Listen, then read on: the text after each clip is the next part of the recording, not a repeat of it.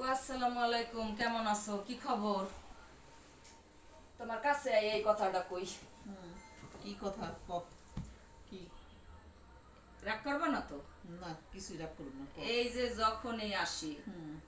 তখনই আইসে দেই খালি মোবাইলটা তার মোবাইল টিপা টিপি করো। এছাড়া আর কোনো কাজ নাই তোমার? আছে তো। কে কইছে কাজ নাই? আমি তো বেকার। বেকার মানুষকে কাজ বেশি থাকে কেমনে? বাসায় থাকলে খাওয়া দাওয়া করো, নামাজ কালাম পড়ো, তারপরে তোমার এই যে সঙ্গীটা আছে, এই সঙ্গীরে বসে বসে ফেসবুকে যাও, পেজে যাও, তোমার টিকটকে যাও, তারপর তুমি ইউটিউবে যাও, তুমি এই কাজ আমার এখন। এই খবর টিকটক এনে মোবাইলটা এখানে রাখো। হুম। ঠিক আছে। রাখলাম। এই সব ঠিক আছে, নামাজ পড়ো আলহামদুলিল্লাহ, এটার জন্য আমি খুশি। আল্লাহর ইবাদত করো। কিন্তু আজকে আমি তোমার কয়টা কথা, একদম সত্যি সত্যি সিরিয়াস কয়েকটা কথা বলার জন্য আসছি। আচ্ছা, সত্যি সত্যি? আচ্ছা ঠিক আছে, বল, শুনি দেখি কি কথা বলবি। কি? আপা আমি কিন্তু আজকে দেখে ফেলাইছি। কি কি দেখে আবার কি করলাম আমার? কি? দেখে ফেলাইছি মানে তুমি বাজারে গেছো, আমি তোমারে কিন্তু ঠিকই দেখছি, আমিও বাজারে গেছিলাম। ও তাই? তুইও বাজারে গেছিলি? দেখলাম একটা দামি মাছ কিনে আনলা। ও, দামি মাছ না রে, তোর ভাইয়ার জন্য। ওই যে ওর তো মনে কর ভালো মাছ ছাড়া তো আর খাইতে চায় না, এই জন্য একটু মাঝে মধ্যে যাইতে হয় আমার নিজের। সবকিছু তো জিসান দুলালে দেওয়া হয় না, নিজেরও মাঝে মধ্যে তোমার না যেতে হয়। কইছিলাম আমারে নিয়ে যাইও, তুমি তো আমার না নিয়ে গেল।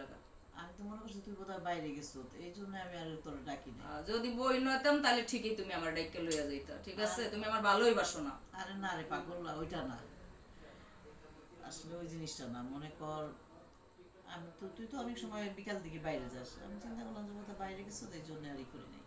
আচ্ছা এখন এই সব বাদ সব ঠিক আছে, এখন আসল কথায় আসি। একটু আমার দিক ঘুরে বহো, ঠিক আছে? ওরে একটু বাবা ঘুরে রে, বসো, হ্যাঁ। হ্যাঁ ঘুরে বললাম। তুলরিয়া ঠেরিয়া বহো, হ্যাঁ, তাইলে স্বাস্থ্যটা কমবো, আর বুঝছো? স্বাস্থ্য কমাই কি হইবো? এখন আমার কথা হইলো, এইভাবে কয়দিন যাবে? এই দিন কয়দিন যাবে এইভাবে তুমি যেমনি চলতে আছো?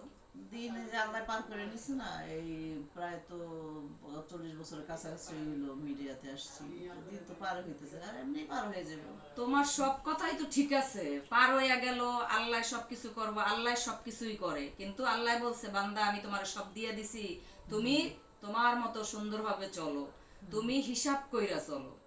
তুমি বুঝতে পারতেছো না আমি কি কইতে চাইতেছি? আচ্ছা আচ্ছা, বুঝছি বুঝছি, না ঠিক আছে, সবই ঠিক আছে, এখন তো আর হিসাব কিতাবের কিছু নাই। এখন যে কটা দিন বাঁচবো মনে কর এইভাবে আল্লাহর ইবাদত করব, ঘরে থাকবো, কদিন পরে হয়তো বা কাজ আর কমাই দিব, তারপরে মনে কর এমনি তো সাংসারিক মোটামুটি।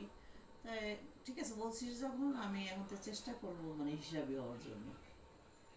শোনো, জীবন বয়স হইতে আছে, তোমারও বয়স, আমারও বয়স হইতে আছে, তোমারও বয়স হইতে আছে, কিন্তু প্রতিটা মানুষের চিন্তা করে চলা উচিত। নাইলে শেষ ভবিষ্যৎটা কোথায় যাবে একটাবার চিন্তা করছো? আচ্ছা, ভবিষ্যৎটা ইনশাল্লাহ আল্লাহর রহমতে খারাপ যাব না, কারণ আমি জীবনে কারো কোনো ক্ষতি করি নাই। আমার যদি কোনো সমস্যা হয় তোরা ঠাই দিস, অসুবিধা কি, তোরা দেখবি। খাই না হয় তোমার আমি দিমু, হ্যাঁ। এটা তো কোনো সমস্যা নাই। আল্লাহ যদি আমারে ভালো রাখে তোমার ঠাই দিতে আমার সমস্যা নাই। কিন্তু আমি কি বলতে চাইতেছি, তুমি সেটা তোমার মনের মধ্যেও নাড়া দিতে আছে, বুঝ, তুমি কিন্তু বুঝ যাও না বোঝা বান আচ্ছা করতেছো। ঠিক আছে, বলতেছো যে একটু সচেতন হও, একটু খোলা হাতটা একটু বন্ধ করতে, একটু চিপাই চাপাই চলতে আর কি। আচ্ছা, চেষ্টা করবো ইনশাল্লাহ। চেষ্টা না, করতে হবে। আচ্ছা। কারণ সামনের দিনগুলা অনেক খারাপ আসতেছে। মানে আমরা যে সামনের দিনগুলা যে পা বাড়াবো, সামনের যে মানে আমাদের যে চলাফেরা মানে চলবো, আমার রীতিমতো ভয় লাগে। রাস্তাঘাটের পরিস্থিতি ভালো না, রাস্তায় বাইরেইতে ভয় লাগে। আমাদের কাজ কাম কমে গেছে, যেমন তোমার কাজ কমে গেছে, আমার কাজ কমে গেছে। এতে তুমি বুঝতে পারছো না এই দেশের পরিস্থিতির কি অবস্থা? সব ঠিক হয়ে যাবো, আল্লাহ দিলে, টেনশন করিস না।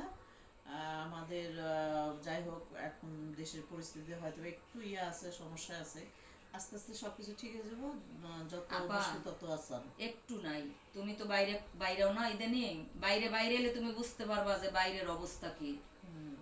যাই হোক, আমাদের একটু সচেতনভাবে চলা উচিত, প্রত্যেকেরই বলতেছি আপনারা সচেতনভাবে চলুন। এখন বুঝতেই তো পারছেন আমরা এক সময় কিভাবে মানে জিনিসপত্র কম দামে খেয়েছি বা খাচ্ছি, এখন কিভাবে চলতেছি বুঝতেই পারছেন, সব জিনিসের দাম। আমাদের একটু সচেতন হওয়া উচিত প্রত্যেকেরই। কয়েকদিন আগে ফেসবুকে দেখলাম না, ইলিশ মাছের দাম কমছে কমছে। না ইলিশ মাছের দাম কমে না, মনে হয় আগুনের মতো দাম বাড়ছে। ইলিশ মাছের সামনে গেলে মানে ওখানেই ভুলিয়া যায় যে আর ইলিশ মাছ খাওয়া লাগবে না। আচ্ছা যাক, আল্লাহ বুঝছো? ভরসা, ইনশাআল্লাহ আল্লাহ এই করবো, অবস্থা তা সমস্যা তোমার নেই। যেমন আমি মানে সচেতন করতে আসছি, আমি এভাবে সবাইকেই, শুধু তোমাকে না, আমি যাদেরকে ভালোবাসি যাদেরকে ভালোবাসি না তাদেরকেও আমি সবসময় বলি হ্যাঁ, তোমরা একটু, সচেতন হও। হ্যাঁ, তা এই দর্শক আমরাও বলবো যে আপনারা- আপনারাও যারা আছেন সবাই সচেতন সচেতন হন, নাইলে উপায় নাই। কারণ বাংলাদেশের পরিস্থিতি ভালো না, খুবই খারাপ। আমরা টেনশনে আছি, সবাই টেনশন, আমি না, আমার মতো এরকম আসলে অনেক কি, মানুষের টেনশনে আছে। শুধু বাংলাদেশ বলতে না, বিশ্বের এখন সব জায়গায় এখন অনেক সমস্যা। যাই হোক, আল্লাহ যেন তো সবকিছু এখন ঠিক আপা, করে দেয়। সর্বশেষ কথা, তুমি আমার একটু হাত ধরে কথা দাও তো, যে তুমি সবার আগে তুমি সচেতন হও। আচ্ছা, আল্লাহ ভরসা, ইনশাল্লাহ হব। তুই বলছিস যখন, চেষ্টা করবো ইনশাল্লাহ। দর্শক, আপনারাও সচেতন হবেন, আমিও হব ইনশাল্লাহ।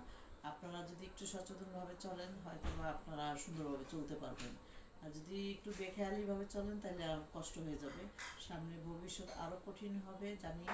এই মানে যত দিন যাচ্ছে কোনো জিনিসের কমতি হচ্ছে না, সবই আগুনের মতো, আগুন, সোজা কথা।